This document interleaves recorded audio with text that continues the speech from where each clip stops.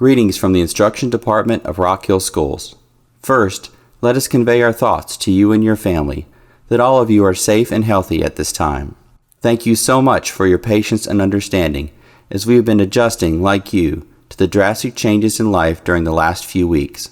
We remain appreciative of our students, parents, teachers, staff, and administrators for their positivity, flexibility, and resilience during these trying times. As you know, remote learning for Rock Hill Schools is in full motion. Our goal is to deliver educational opportunities and practice for students while schools are closed, but also to eliminate as much stress as feasibly possible for students, parents, and teachers. The following information will offer answers to your questions related to remote learning grading and promotion during the COVID-19 pandemic school closure enacted by our state governor. These grading guidelines provide direction from the State Department of Education and our district leadership as to how we will proceed with grading student progress for the remainder of the school year. Grading guidelines.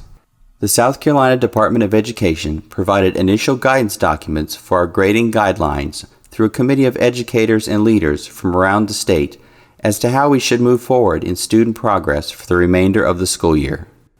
This document included direction for our high school seniors, students taking credit-bearing courses, which includes dual credit coursework, and for students in non-credit-bearing classes, which are mainly students in grades pre-K through 8. Upon receiving the state guidance, meetings were held with Rock Hill Schools elementary, middle, and high school principals for input into any local decisions related to grading guidelines.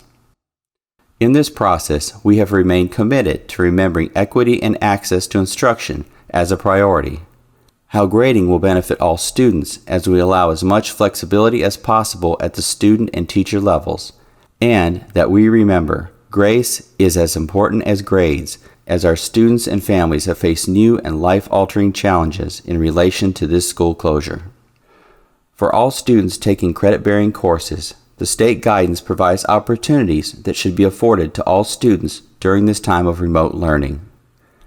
All students should be able to complete all courses in which they are currently enrolled. Any fourth quarter courses should allow students to be enrolled in, continued, and complete. Students should have the opportunity to enroll in credit recovery as well as be afforded multiple opportunities to demonstrate mastery in order to improve grades.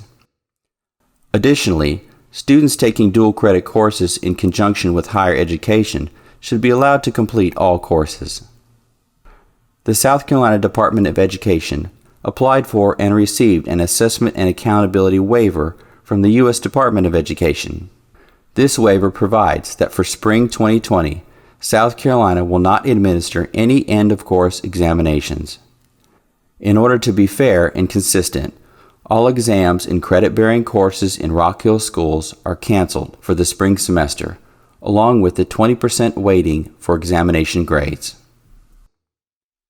The state also directs schools to record one final grade for each course, and this one grade will serve as the average for Quarter 3 and Quarter 4. Recently, report cards were sent home for Quarter 3. These grades should serve as an interim grade, almost like a progress report for the course. Per the state's direction, the Quarter 3 grade will not appear on the transcript, just the one final grade at the end of the semester. For fairness to all students, since the Quarter 3 grades reflect instruction that occurred prior to school closure, the final course grade cannot be recorded any lower than the Quarter 3 grade, which appears on the recent report card. For assignments in credit-bearing courses, the final grade will be composed of 50% major assignments and 50% for minor assignments.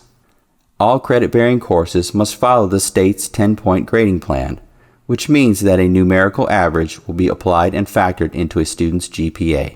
As a result, high schools will send a progress report on April 30th in order to foster fair communication. Now, let's discuss the conclusion of the semester and finishing all courses. For our seniors taking credit-bearing courses, these students will be required to complete all assignments and credit recovery by May 15th.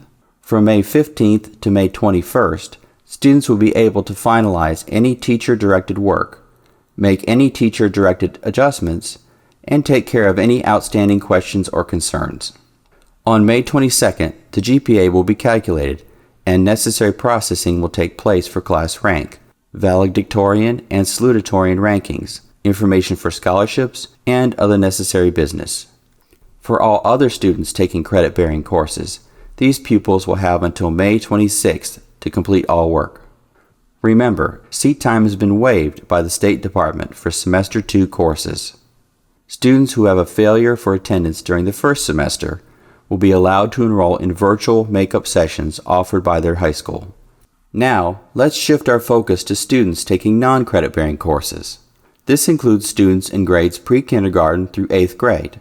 The State Department indicates that we must follow local policy and guidelines for grading in these classes. Just like high school, all students should have the opportunity to complete classes in which they are currently enrolled. For these students, teachers will be looking for student mastery of essential standards. Rock Hill Schools defines mastery as adequate demonstration of skills, understanding, and/or knowledge of essential course standards. At the end of the school year, information will be provided as to what standards should be mastered as students progress to the next grade level. For all middle school students, a final grade will serve as the average of his or her Quarter 1, Quarter 2, and Quarter 3 grades. For Quarter 4, teachers will assign a grade of pass, no pass, or incomplete. The Quarter 4 average will not be calculated in the averages from Quarters 1 through 3. It is important for students to give full effort to class assignments and turn in work during Quarter 4, as good work in Quarter 4 may help a student with his or her final average. Please note, it is important not to confuse the Quarter 4 ratings of pass and no pass with that of a student passing his or her grade. These ratings are separate from the decisions for students to be promoted or retained. Teacher feedback on student progress is very important during this quarter and should be shared with parents throughout the grading period. This chart provides the rubric used for grades assigned in Quarter 4 for middle school students, grades 6 through 8. Teachers are to make sure students are participating in learning and that they have been given high-quality feedback. As communication should be ongoing throughout the grading period, no traditional district progress reports will be issued in Quarter 4. This chart provides the rubric used for grades assigned in Quarter 4 for elementary, grades 3 through 5. Teachers are to make sure students are participating in learning and that they have been given high-quality feedback. As communication should be ongoing throughout the grading period, no traditional district progress reports will be issued in Quarter 4. All pre-kindergarten through grade 2 students will continue to have the opportunity to complete assignments and attempt to demonstrate mastery of essential learning standards. In pre-K, these are considered South Carolina Early Learning Standards. These students will still use the current standards-based report card. However, teachers will only enter Quarter 4 grades into their report cards for those standards that they were able to assess. District progress reports will not be sent home during the quarter. A reminder about school-issued laptops and digital resources. For students who have school-issued laptops at home, please remember to take care of these delicate learning tools. It is important to keep them fully charged and out of reach of small children. Students should use the laptop in a designated place for learning, and the device should be safely stored after lessons are concluded each day. Information will be provided as to when the laptop should be returned to the school. Rock Hill Schools provides technical support for issues related to school-owned laptops. For technical support, please contact the help desk at the address shown in the slide.